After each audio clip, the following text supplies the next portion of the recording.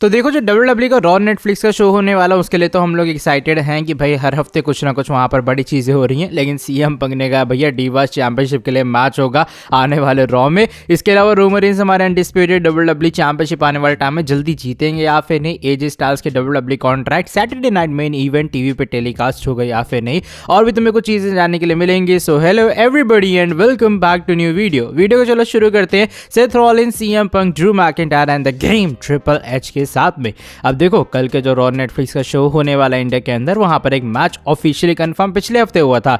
ये है Drew McIntyre and Seth Rollins के बीच में एक रेसलमेनिया का रीमैच। पिछले हफ्ते सीएम पंक, सेथ और हमारे जो मैकिंटायर है वो कॉन्फ्रंटेशन में आए। उसके बाद जाके जब ड्रू ने मॉक किया सेथ को बैक स्टेज पे जाके, उन्होंने ये वाला मैच ऑफिशियली अनाउंस करवा लिया। हुआ क्या, ट्रिपल एच ने जस्ट कुछ ही घंटे पहले पूरी तरीके से प्रमोट किया इस मैच को एक इस तरीके से कि भैया रेसलमेनिया का रीमैच है, दोनों के बीच में अनफिनिश्ड बिजनेस है, और जो भी इंसान इस कंपनी के टॉप पे या फिर इस बिजनेस के टॉप पे पहुंचना चाहता है वो डेफिनेटली कल इस मैच को देखेगा। अब देखो ट्रिपल एच ने तो चीज़ों को हाइप कर दिया है, लेकिन सीएम पंक अलग ही ट्रोल कर रहे हैं दोनों सुपरस्टार्स का। उन्होंने दोनों सुपरस्टार्स के जो मैच का ग्राफिक्स है वो डाला अपने इंस्टाग्राम स्टोरी के ऊपर। ऑलरेडी ऊपर 5 स्टार उन्होंने दे दिया है और लिखा है फॉर द डिवास टाइटल, यानी कि जो मैच है सेथ रॉलिंस और ड्रू मैकिंटायर के बीच में ये डिवास चैंपियनशिप के लिए होगा, ऐसा कुछ हमारे सीएम पंक ने ऑलरेडी डिक्लेयर कर डाला है। तो ऑफ कोर्स मैकिंटायर की एंड सेथ रॉलिंस इन दोनों के साथ में अच्छी खासी रिवलरी है सीएम पंक की, तो सीएम पंक चूके नहीं है उस चीज़ को कैपिटलाइज करने में।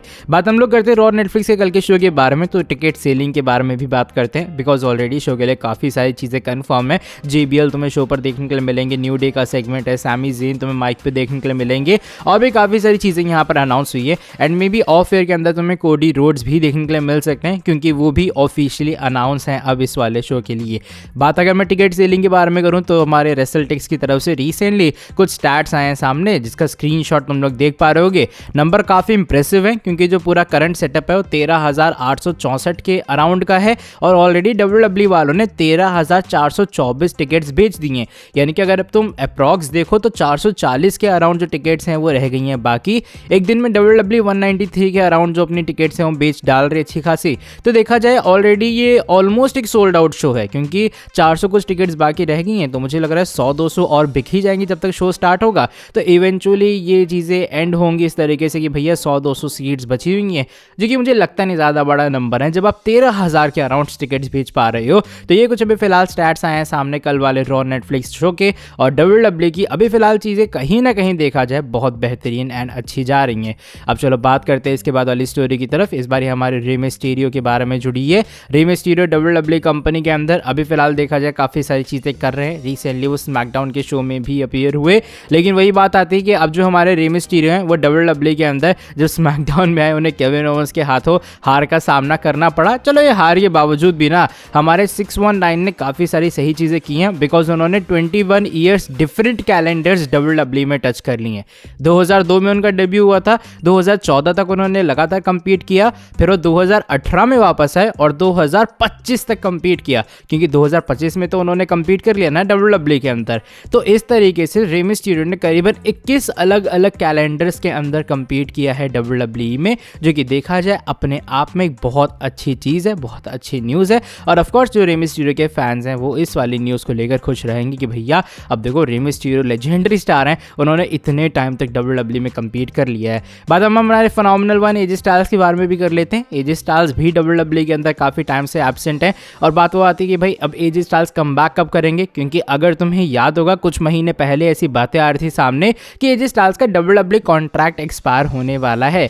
अब रिसेंटली हमारे फाइटफुल की तरफ से एक अपडेट आई है सामने, और वो अपडेट ये है कि जो इंजरी टाइम पीरियड है ना, बिकॉज एजे आए तो थे बीच में, लेकिन उन्हें फिर इंजरी हो गई और फिर वो WWE से गायब हो गए। तो ये जो इंजरी टाइम पीरियड है इसके कारण जो एजे स्टाइल्स का WWE कॉन्ट्रैक्ट है वो ऑटोमेटिक एक्सटेंड हो जाएगा। देखो कॉन्ट्रैक्ट का मतलब क्या होता है कि इतने टाइम से लेके इतने टाइम तक तुम काम करने वाले हो, और मोस्टली ऐसे कॉन्ट्रैक्ट्स में इंजरी टाइम पीरियड मेंशन नहीं होता है या फिर इंजरी टाइम पीरियड इंक्लूड नहीं होता है। तो भाई इस हिसाब से जो एजे स्टाइल्स का टाइम पीरियड काउंट होगा वो सिर्फ तभी होगा जब वो टेलीविजन या स्टोरी लाइन का पार्ट रहने वाले हैं, या फिर WWE से वो विदाउट उनके कोई रीजन के, मान लो कि क्रिएटिव टीम के पास कोई आइडिया नहीं है तब एजे स्टाइल्स को ऑफ रखा गया, तो मे बी वो टाइम पीरियड वो लोग इंक्लूड कर लें, लेकिन इंजरी टाइम पीरियड इंक्लूड नहीं होगा। दैट्स व्हाई बताया जा रहा है कि जो एजे स्टाइल्स का WWE कॉन्ट्रैक्ट है अब वो एक्सटेंड होने वाला है ड्यू टू ये injury time period. I really hope AJ Styles एक बार फिर से वापस आए और WWE उन्हें एक फाइनल बैंगर रन दे। लेकिन अब चलो बढ़ते हैं आज की हमारी नेक्स्ट एंड फाइनल स्टोरी की तरफ। और इस बार जो स्टोरी है वो सैटरडे नाइट मेन इवेंट के बारे में जुड़ी है। WWE वालों ने ऑलरेडी काफ़ी सारे मैचेस या फिर काफ़ी सारी चीज़ें यहाँ पर अनाउंस कर दी कि भैया ऐसे ऐसे मैचेस होंगे, Gunther, Jey Uso, Braun Strowman, Jacob Fatu और ऊपर से और भी चीज़ें WWE मुझे लग रहा है इस इवेंट के लिए अनाउंस करेगी। लेकिन जो पिछला सैटरडे नाइट मेन इवेंट था वो टीवी के ऊपर टेलीकास्ट हुआ था।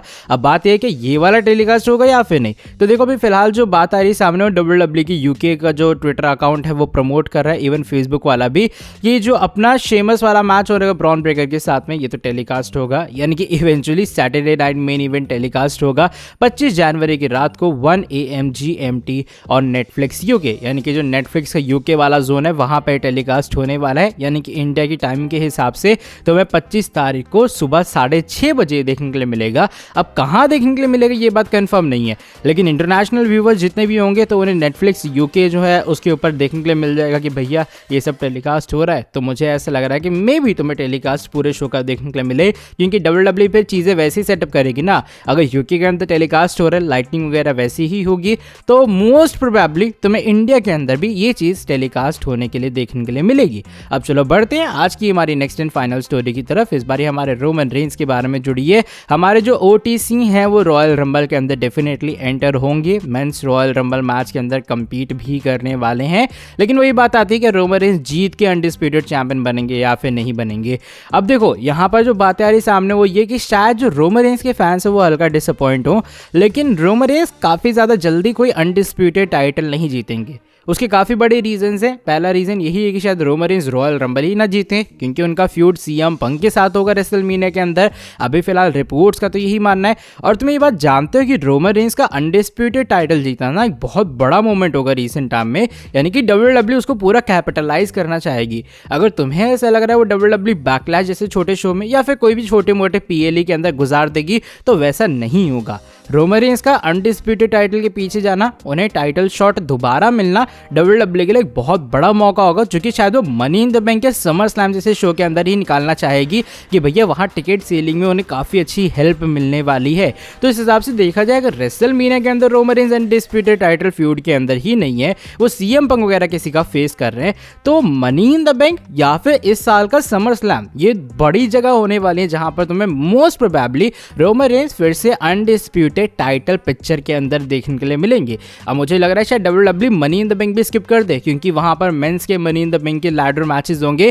फिर आखिरी में बात आते इस साल के लास्ट की या फिर थर्ड फेज की, जब समर स्लैम होता है, तो summer slam premium live event के अंदर शायद WWE फाइनली फोकस करेगी और रोमन रेंज को वो अनडिस्प्यूटेड टाइटल सिनेरियो के पीछे ले जाएगी। क्योंकि देखो Roman Reigns already hell of run के पूरा करके आ रहे हैं कि भैया एकदम डोमिनेंट चैंपियन, ऐसा चैंपियन वैसा चैंपियन, तो अब उतनी ज़रूरत है भी नहीं रोमन रेंज को अनडिस्प्यूटेड चैंपियन बनाने की। टाइटल थोड़े दिन तक पास ऑन होती जाए और मुझे लग रहा है फिर तुम्हें इस साल के मिड हाफ में या फिर शायद वही थर्ड फेज में जो मैंने कहा समर स्लैम के अराउंड में रोमन रेंज एक परफेक्ट टाइटल पिक्चर के अंदर देखने के लिए मिलेंगे। अब मनी इन द बैंक को शो होगा या फिर नहीं वो तो बात की बात है, लेकिन अभी फिलहाल ये कुछ स्पेकुलेशन आई सामने जो कि मुझे लगा तुम लोगों के साथ शेयर करनी चाहिए। तुम्हारे हिसाब से एक्चुअल में यही सिनेरियो होगा या फिर नहीं, बताना कॉमेंट सेक्शन के अंदर। चलो ठीक है, by the way that is it for today video पसंद आई है तो वीडियो को नीचे लाइक कर दो, चैनल को सब्सक्राइब और बेल नोटिफिकेशन को भी कर देना ऑन। मैं तुमसे मिलता हूँ आके अगली वीडियो के अंदर बहुत ज़्यादा जल्दी। Till then bye bye, take care.